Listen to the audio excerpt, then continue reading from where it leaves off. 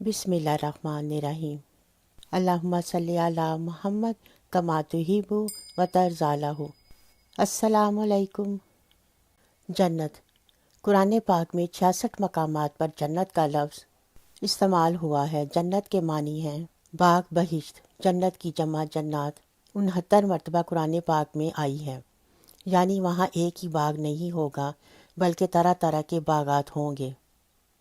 خاتون جنت کا نکاح آسمان میں فرشتوں اور جنتیوں کی محفل میں ہوا۔ شیر خدا کی حضرت فاطمہ الزہرا رضی اللہ تعالی عنہا سے نکاح کی خواہش کے اظہار پر آقا نے فرمایا، ابو حسن تجھے بشارت ہو کہ یقیناً حق تعالیٰ نے تیرا اور فاطمہ کا عقد آسمان میں باندھ دیا ہے۔ تیرے آنے سے پہلے خدا تعالیٰ نے میرے پاس ایک فرشتہ بھیجا ہے جس کے بہت سے چہرے اور بال و پر تھے۔ سلام کہا اور کہا کہ میں ستائل فرشتہ ہوں، قوائم عرش میں سے ایک پر موکل ہوں۔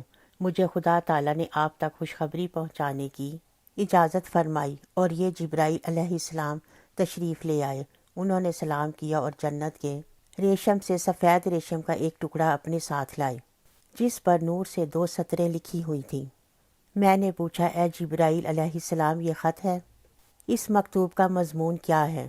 جبرائیل علیہ السلام نے کہا، اے محمد، حق تعالیٰ نے آپ کو مخلوقات سے منتخب فرمایا اور آپ کے لیے ایک ساتھی چنا۔ حضرت فاطمہ الزہرا کو اسے دے دیں اور اسے اپنی دامادی کا شرف بخشیں۔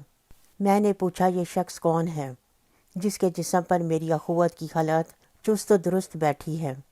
عرض کیا، آپ کے چچا کا بیٹا علی ہے، جن کا نکاح حق تعالیٰ نے آسمان پر اس طرح باندھا کہ تمام بہشتوں کو حکم دیا کہ وہ آراستہ اور پیراستہ ہو جائیں، اور حوروں کو وحی بھیجی کہ وہ زیورات سے مزین ہو جائیں۔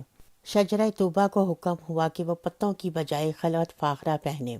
پھر حکم فرمایا کہ آسمانوں کے فرشتے چوتھے آسمان میں بیت المعمور کے نزدیک جمع ہو جائیں، اور وہ ممبروں جو ممبر کرامت سے موسوم ہے اور آدم علیہ السلام نے اس پر خطبہ پڑھا ہے، وہ نور سے ترتیب دیا ہوا ممبر ہے، بیت المعمور کے سامنے رکھا۔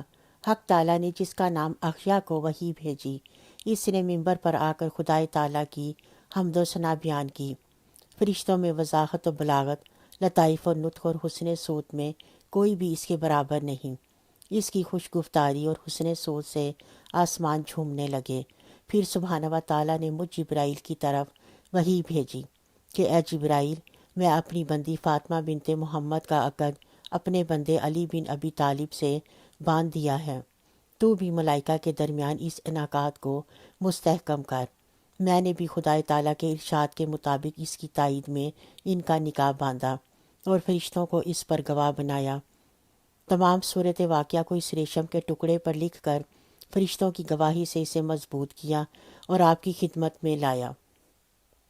خدائے تعالیٰ نے فرمایا کہ آپ کی خدمت میں اسے پیش کروں، پھر مشک سے اسے مہر لگا کر جنت کے خارزن رضوان کے سپرد کروں۔ جب یہ عقد مبارک منعقد ہو گیا تو حق تعالیٰ نے درخت توبہ کو حکم دیا کہ اپنے زیورات اور لباس ہائے فاخرہ کو نچھاور کرے، اور فرشتے، حوریں، غلمان اور دلدان ان کو لوٹ لے جائیں اور ایک دوسرے کو ہدایہ اور تحائف دیں۔ قیامت تک یہ ہدایہ اور تحائف باقی رہیں گے۔ پھر حق تعالیٰ نے حکم دیا کہ میں آپ کو اس عقد ازدواج کی خوشخبری سناؤں اور ہدیہ تبریک پیش کروں۔ آپ بھی ان کو 2 مبارک بیٹوں جو دنیا اور آخرت میں طاہر و فاضل ہیں کی بشارت دیجیے۔ پھر آقا نے حضرت علی رضی اللہ تعالیٰ عنہ سے فرمایا، اے ابو حسن، خدا کی قسم جبرائیل علیہ السلام نے ابھی آسمان کی سیڑھی پر قدم نہیں رکھا تھا اور بال اقبال فضائے ملکوت میں اڑنے کے لیے نہیں کھولے تھے کہ تم نے دروازہ کھٹکھٹایا۔ فرمان خداوندی نازل ہو چکا ہے، اٹھو مسجد چلیں اور مجلس عام میں مبارک عقد انجام دیں۔ جنتوں کی تعداد 8 ہے، جن کے نام یہ ہیں۔ جنت کی منزلیں۔ حدیث شریف میں ہے کہ جنت کے 100 درجے ہیں اور ہر 2 درجوں کے درمیان 100 برس کی راہ ہے، اور ایک حدیث میں یہ بھی آیا ہے کہ جنتی لوگ جنت کے بالا خانوں کو اس طرح دیکھیں گے جس طرح تم لوگ زمین سے مشرق یا مغرب چمکنے والے تاروں کو دیکھا کرتے تھے۔ اللہ پاک سے دعا ہے کہ وہ ہمیں اور آپ سب سننے والوں کو اپنی سچی عبادت کی توفیق عطا فرمائے، آمین۔ اپنا اور اپنے گرد و نواح کا بہت خیال رکھیں۔ ویڈیو پسند آنے پر ہمارے چینل کو سبسکرائب کریں اور ثواب کی نیت سے اپنی فیملی اور فرینڈز کے ساتھ ضرور شیئر کریں۔ دعاؤں میں ہمیں بھی یاد رکھیں۔ ملتے ہیں ایک اگلی ویڈیو میں، تب تک کے لیے اللہ حافظ۔